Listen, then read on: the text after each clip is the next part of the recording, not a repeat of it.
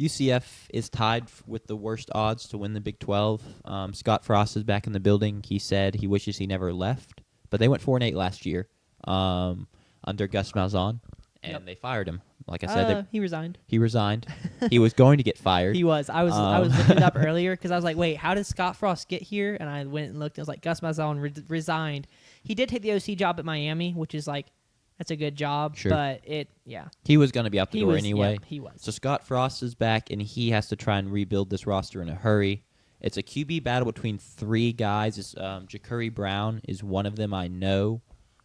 We are unsure who's going to start yet. Scott Frost says he's nowhere close to a decision. Cam Fancher and Taven Jackson, and then Ja'Cory Brown. Yeah. Sure. That's a quote. We're not Yes. close to a decision yet, I don't think. I couldn't begin to tell you who I think is going to start for them. That being said, I don't really know if it matters. Some key players for them, they bring back Miles Montgomery. He had 293 rushing yards and 3 touchdowns last year. They don't really return much, let me tell you that. They brought in 34 transfers to really try and overhaul this roster. Another guy they brought in, though, or not another guy they brought in, someone they brought in, Lewis Carter, a linebacker from Oklahoma, had 23 tackles there. Can get after the quarterback a little bit. They're hoping he can be an impact guy from the portal. And then Nalijak Kelly, a defensive end, who was on the team last year, had 53 tackles and 5.5 sacks last season.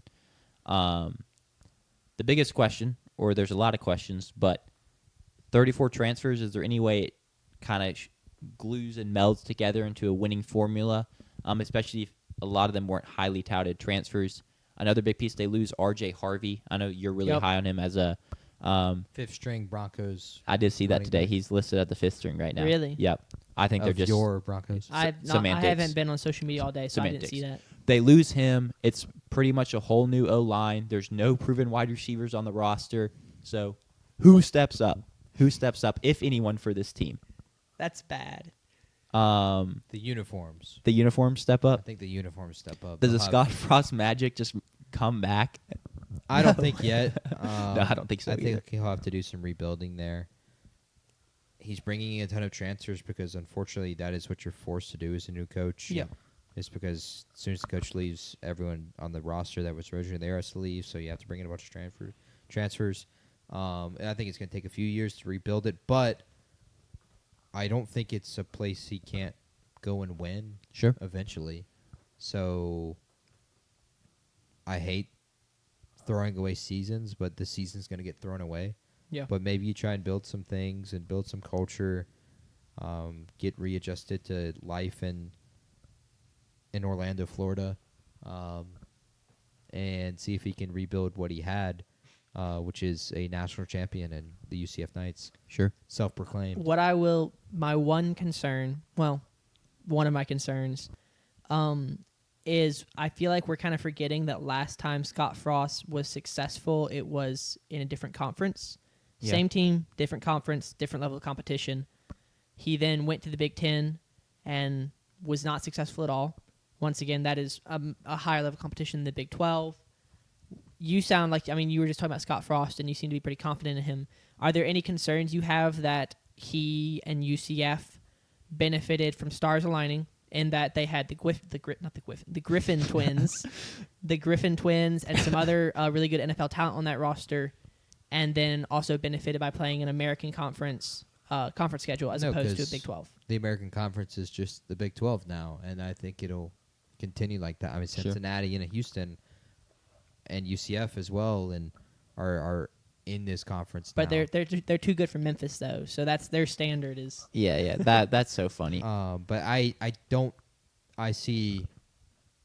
It's weird to say that, but I feel like the Big 12, at least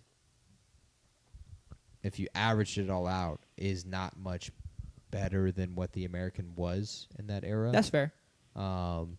Especially, I guess, up towards the top of that group. And I was looking at their schedule because I was going to try and be like, oh, look at their conference schedule, in 2017 versus now, and a lot of the same teams showed up. Yeah. So it is a reality. But I was just curious how confident we are in Scott Frost. Same team, different conference. I'm also not too worried about it because, maybe he won't have them in national championship contention, right?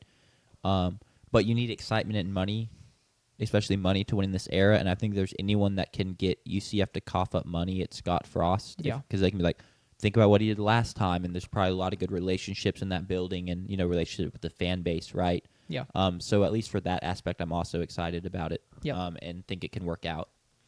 Over-unders, you ready? Let's do it. Guesses? 3.5.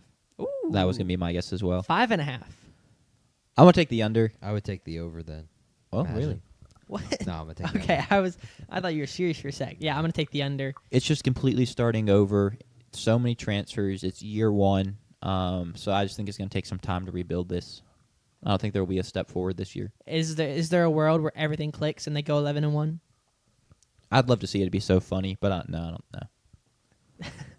No, you're not gonna win at Cincinnati. So you've already lost. I'm taking the under. against Kansas State. So I'm taking the under as well. Fair.